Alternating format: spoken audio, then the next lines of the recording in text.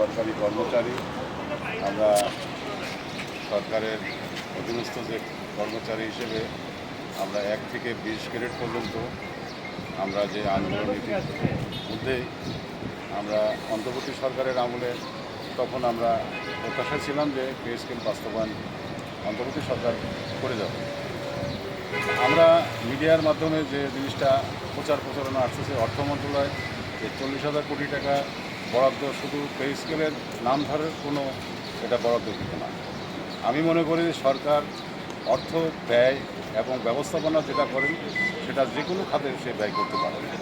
তো আমাদের pay scale হতাশা হওয়ার কোনো কারণ নেই। ইতিমধ্যে মাননীয় প্রধানমন্ত্রী নির্বাচনের যে ইশতেহারের যে ঘোষণা করছেন এটা বাস্তবায়ন হয়তো আমাদের সময় সাপেক্ষের ব্যাপার।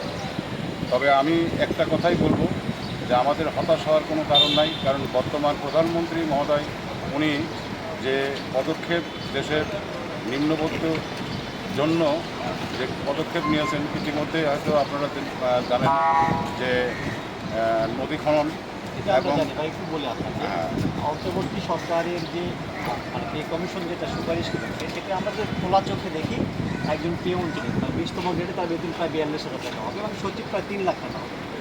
এই যে বড় একটা সুপারিশ করেছে এটা আপনাদের যৌক্তিক মনে হয় কিনা বা এটা আসলে বাস্তবায়নযোগ্য হতে পারে কিনা আপনাদের কাছে?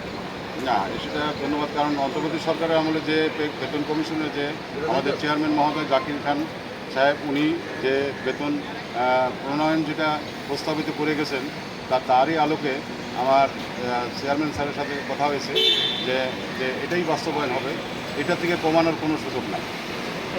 ওটাই আমরা চাই, কারণ আমরা যে 35,000 টাকা যেটা আমরা প্রস্তাবিত করেছিলাম তাদের মত বিনিময় সবার সাথে আমরা করেছিলাম, তখন আশ্বাসিত করেছিলেন যে কমিটি যে আমরা যে বেতন কাঠামো আমরা যেটা প্রণয়ন করব এবং যে প্রস্তাবিত মাননীয় প্রধান উপদেষ্টা বরাবর দিয়েছে তো সেটাই আমাদের বাস্তবায়ন আমরা আশা করি।